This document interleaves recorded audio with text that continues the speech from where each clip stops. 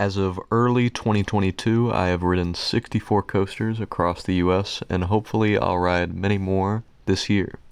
I haven't been to some of the major parks in the US, most notably Cedar Point, but I've also been to many bucket list parks including Dollywood, Kings Island, and Universal Islands of Adventure, among others.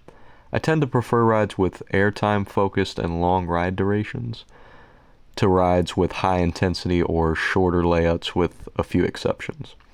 I think I have a solid top 15 put together, but without further ado, let's get right into the ranking. At number 15, we have Cornball Express at Indiana Beach in Monticello, Indiana. This CCI wooden coaster is just barely the best at the park, slightly over Steel Hog in my opinion. It has very modest stats with only being 55 feet tall and barely over 2,000 feet long, but it has some killer airtime in the front row, with the ride featuring buzz bar restraints. It also has a bunch of lateral filled moments and is very re-rideable, especially with walk-on wait times, which is how it was when I visited. At number 14, we have Hollywood Rip Ride Rocket at Universal Studios Florida in Orlando, Florida. This Maurer Rides X-Car coaster was a real surprise when I first rode it this past October, as I expected a mildly enjoyable, rough steel coaster, and actually turned out to be a super fun and had a lot of surprising airtime moments and an intense helix halfway through. The ride also isn't that rough, at least towards the front, and the music feature of the ride really uplifts it for me, especially when I can listen to Kickstart My Heart while riding a roller coaster. This ride also has a really fulfilling ride duration, which solidifies it as my favorite ride at Universal Studios Florida, but not quite the whole resort. At number 13, we have Mystery Mine at Dollywood in Pigeon Forge, Tennessee. This Gerstlauer Eurofighter was another pleasant surprise for me, and I liked it for similar reasons to Hollywood Rip Ride Rocket. It has a very long ride duration with some great moments mixed in, especially the beyond vertical drop at the end, followed by those two great hang time filled inversions. It also has a great vibe as you walk through the queue line, with the ride featuring its own song that plays a lot during your wait. This ride really does exemplify the complete package with both great theming and great thrills. The ride does meander a bit, but I can't help but love this very well-themed coaster with its great drops and inversions mixed in. At number 12, we have Banshee at Kings Island in Mason, Ohio. This ride gets a lot of mixed reviews, but I really do like it. It has 7 really fun inversions, the best easily being the final inline twist, but the rest are still really forceful and fun too. The drop is also very unique for a B&M invert, with it opting for a drop straight off the lift hill instead of a pre-drop, which is a real gut punch in the back row in the best way possible. The ride does have a slight rattle towards the back, but it is by no means rough. The restraints were also not as bad as some people say, and obviously provide no headbanging. At number 11, we have Hagrid's Magical Creatures Motorbike Adventure at Universal Islands of Adventure in Orlando, Florida. This Harry Potter themed Intamin motorbike coaster really shouldn't be this high, but this ride is simply just that good. You can't really tell from an off-ride perspective, but this ride is just so much fun. The launches are great, especially the final one, and there's 7 throughout the whole layout. The ride is also super long with superb theming for a roller coaster, which really elevates it in my rankings. This is a ride you need to ride if you are ever in the Orlando area, especially if you're a Harry Potter fan, and don't be deceived by its family coaster nature. At number 10 is a coaster at my home park, American Thunder at Six Flags St. Louis in Eureka, Missouri. This is my most ridden coaster currently, and was one of my first number 1 overall coasters, so I do have a bit of a soft spot for it. Regardless, this GCI wooden coaster is a super fun ride with a bunch of really solid airtime moments and lateral forces. It also has a fantastic night ride, especially during the winter, and hauls throughout the entire course. It is also really re-rideable and easily the smoothest woody in the park. This ride is just pure fun, and you can't help but enjoy this GCI twister when you ride it. At number 9 is another Six Flags St. Louis coaster, The Boss. This CCI Woody is absolutely massive and really makes a great first impression when looking at it from around the park. It has a 150-foot first drop and almost goes 70 miles per hour. It really does feel massive when you are riding. It has a bunch of great moments throughout the ride, with ejector airtime moments to strong laterals. It has a great ride duration and does have a couple slow spots, especially the turnaround after the mid-course brake run. It really does feel like it's going to valley each time, but it still has a lot of speed in between. This ride is pretty rough, but I think it's pretty tolerable for how fun the ride is, especially on a non-wheel seat, so second to back is definitely the way to go for this ride. The night ride is also amazing too, so if possible, definitely try to get on one while at the park, as it just tears through the woods and you can't see anything at all. At number 8, we have Thunderhead at Dollywood, yet another wooden coaster to add to the list, but this ride is even better than the last two.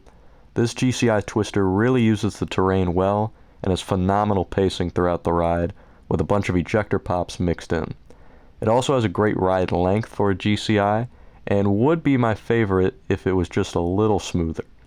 The ride is still fantastic regardless, and easily makes it into my top 10, but couldn't quite pass my favorite wooden coaster. And that coaster is Mystic Timbers at Kings Island at number 7. Everything that I said about Thunderhead could pretty much be applied to Mystic Timbers, but with just a little more airtime, and it's also smoother with some theming at the end. The ride is just a pure fun GCI Woody, but instead of a twister, it's actually a more out and back layout, but still has plenty of lateral moments mixed in with the ejector pops. At number 6, we finally have another steel coaster, Lightning Run at Kentucky Kingdom in Louisville, Kentucky. This Chance Rides Hyper GTX is filled with amazing ejector airtime, and this is some serious shirt-lifting airtime we're talking about here. This ride also features a near vertical first drop and some great I-305-like transitions toward the end of the ride that I love. This ride is also very smooth, and I would put it even higher if the restraints didn't quite clamp down as much as they did, but the ride is nonetheless still fantastic. The ride will finally be joined by another Hyper GTX this year in Arizona, and I'm very excited to see more of these hopefully pop up all over the country. At number 5, we have Orion at Kings Island. My first and only B&M Giga Coaster is easily a top 5 ride for me, with all its speed and sustained floater airtime moments. The drop is especially breathtaking as you plummet exactly 300 feet and reach speeds above 90 miles per hour. The ride is a bit short for a Giga, but still feels long enough for me. I also love the theming Kings Island did for the ride and for Area 72 surrounding the attraction, and is easily one of the best rides at the park, just below my 4th favorite coaster. At number 4, we have Diamondback, also at Kings Island. This is just barely above Orion for me, and has very similar strengths to Orion with speed and sustained airtime. Diamondback just has a little more sustained airtime and ride duration, which makes it just barely my favorite in the park. The clamshell restraints on both rides really allow for all that airtime to be felt, and some of these hills on Diamondback last a couple of seconds, which is really fun to experience, and gives Kings Island a fantastic 1-2 punch, and a great top 3 as well, with Mystic Timbers mixed in with Orion. At number 3 is the list's first RMC, or Rocky Mountain Construction Coaster, Lightning Rod at Dollywood. This ride gets a lot of praise throughout the coaster community, and I think it deserves a lot of it. It has a ton of shirt lifter ejector airtime like Lightning Run, except on this ride the restraint is a lot less tight as you go on. The launch lift hill was also a great way to get the ride started, and is really more forceful than how it looks in videos. The ride is a bit on the short side and lacks some really cool inversions like the top 2 have, but it still is a fantastic ride and easily the best at Dollywood. This was my 2nd RMC, and it couldn't quite beat out the first, which is next on this countdown. And that RMC at number 2 is Storm Chaser at Kentucky Kingdom. This ride is just complete insanity, with a barrel roll drop to begin the ride, giving great hang time and whip, and then straight into a strong ejector hill that is super sustained right after. Every single airtime moment on this ride hits, especially the trick track double up, which is still the strongest airtime moment I have experienced. The ride is also glass smooth and super re-rideable. The ride is fairly short, but when the layout is that perfect, it really doesn't matter unless you compare it with the current number 1 overall coaster. And at number 1 is Velocicoaster at Universal Islands of Adventure. This Intamin Blitz coaster deserves every single bit of praise it gets, and it gets a ton. This ride has everything you could possibly want in a coaster, with theming, launches, length, airtime, and even my favorite inversion of all time, the Mosasaurus roll. The ride has great restraints as well and is glass smooth. It has superb theming throughout the queue line and even some rock work during the first half of the ride. The airtime isn't quite to the level of, say, Storm Chaser or Lightning Rod, but it's still great, especially combined with the launches and inversions and theming this ride provides. This is my newest coaster I've ridden and also the best, so hopefully this is a good sign that coasters are constantly improving and we get to ride bigger and better rides every year. Do you agree with Velocicoaster being the best of this list, or do you think it's another coaster? Post your thoughts in the comments section below. Hopefully I'll get to ride even more new coasters this year and add to my top 15 by the end of the year. Be sure to subscribe for more coaster content and check out my reviews of all the coasters on this list.